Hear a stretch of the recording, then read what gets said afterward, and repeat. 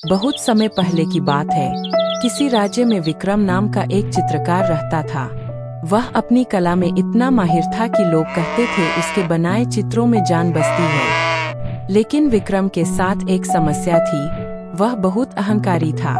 उसे लगता था कि उससे श्रेष्ठ इस दुनिया में कोई नहीं है। एक दिन राज्य के महाराज ने विक्रम को दरबार में बुलाया। महाराज न्यायप्रिय थे, लेकिन उनका एक पैर और एक आंख नहीं थी।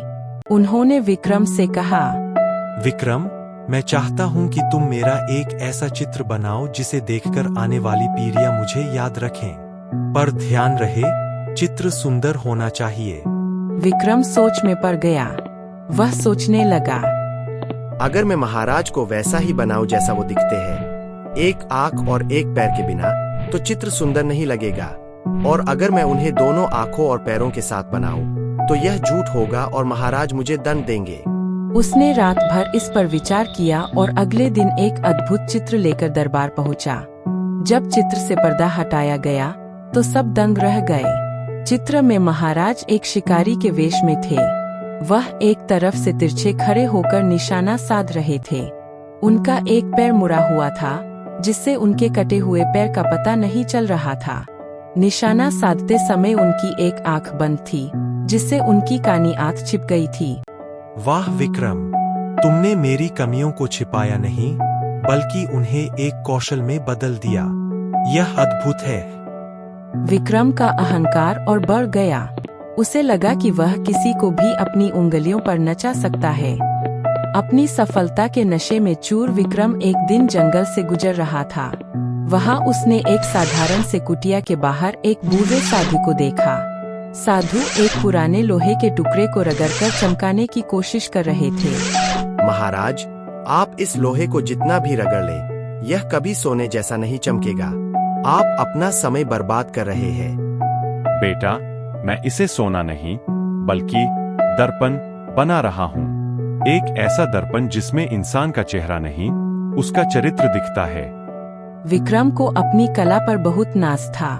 उसने चुनौती देते हुए कहा, अगर ऐसा है, तो मुझे भी उस दर्पण में देखना है। मैं देखना चाहता हूँ कि मेरा चरित्र कितना महान है। साधु ने शांत भाव से वह लोहे का टुकड़ा उसे थमा दिया।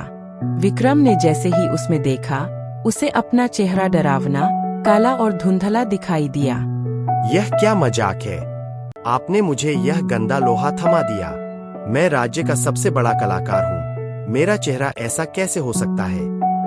साधु ने शांति से उत्तर दिया, विक्रम, चित्रकारी केवल रंगों का खेल नहीं है। तुमने राजा की शारीरिक कमी को तो अपनी कला से ढक दिया, लेकिन अपने मन के अहंकार, जलन और घमंड को कैसे ढकोगे? यह दर्पण झूठ नहीं बोलता। जब तक तुम्हारा मन साफ नहीं होगा, तुम्हें इस दर्पण में अपनी परछाई डरावनी ही दिखेगी। विक्रम सन्न रह गया।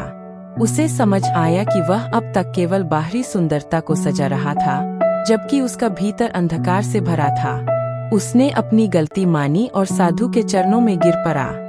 महात्मा, मुझे क्षमा करें। समझ आ गया है कि असली कलाकार वह नहीं जो केवल आंखों को भाने वाला चित्र बनाए, बल्कि वह है जिसका मन और व्यवहार भी उतना ही सुंदर हो।